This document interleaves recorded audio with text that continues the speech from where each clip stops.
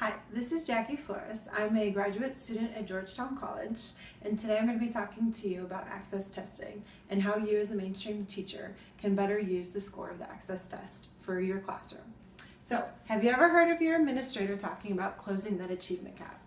What does that really mean? For us as mainstream teachers, with our English language learners, which is also known as their ELL, looking at their progress as well as our mainstream students of English proficient students and having those both in a classroom, but being able to close that proficiency of our standards-based tests for our state tests. How can we close this achievement gap?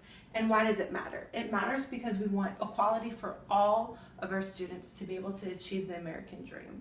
We all have hopes and dreams, and we want our student success to mirror what we had, to be able to have the American dream fulfilled as stated in our preamble. We want it to be equal. Preamble states that all men are created equal with certain unalienable rights, which are life, liberty, and the pursuit of happiness, and those rights can't be taken away. That's what unalienable means. And so, wanting to reiterate that by saying, if we really believe that our educational system is really equal, to say that everyone can achieve the American dream, there's people in history who said that's not true, and they decided to do something about it. They created the Elementary and Second Education Act, and it was amended by the No Child Left Behind Act in 2001 to really help our American education system to better have accountability for schools for all students, that all students can learn at high levels, no matter where they're from, no matter what their backgrounds are, to be able to achieve this American dream. So for us as classroom teachers, what do we need to know?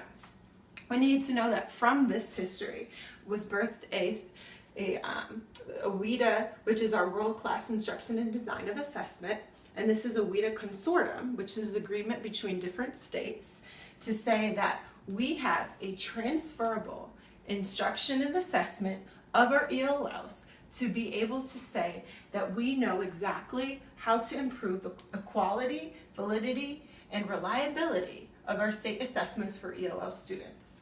Now, specifically for access testing, which the acronym is meaning assessing comprehension and communication in English from state to state.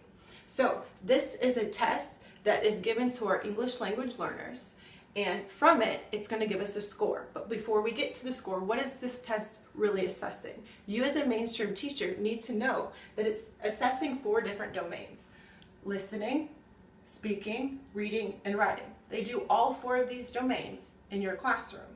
Now, for this test, though, it's divided up into grade level clusters, being pre-K through kindergarten, 1st grade to 2nd grade, 3rd grade to 5th grade, 6th to 8th grade, and 9th to 12th grade.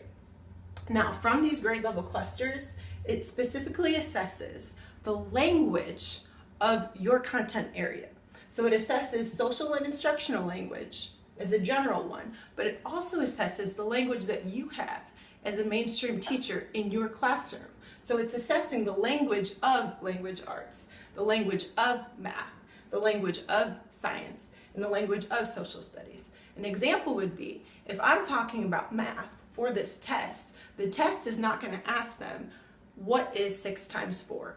It's going to ask them, can you articulate in English what 6 times 4 is? Can you be able to know the language of that content area? That's what it's assessing, and it's going to give you a PI. And so you as a classroom teacher need to know that it's a performance indicator, and it's a scale from 1 to 6. And for the test, it gives you annually a score of entering, beginning, developing, expanding, bridging, and reaching, which they would be exiting the whole program of ELL.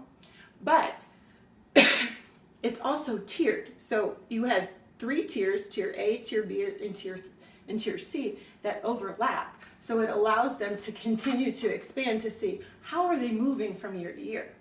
Now, if we didn't have a student from before, then they take a test called the WAPT test, which it assesses them as they enter in our program and where do we need to place them for our PIs so that we can move them through our grade level clusters.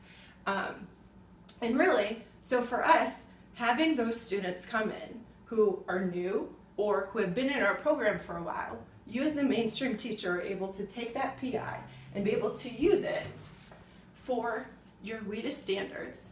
And I'll talk about this a little bit more in my video about how you as a classroom teacher are going to use those WIDA standards to help push those students to be able to close this achievement gap. Because equality for all is possible in our American education system to achieve the American dream.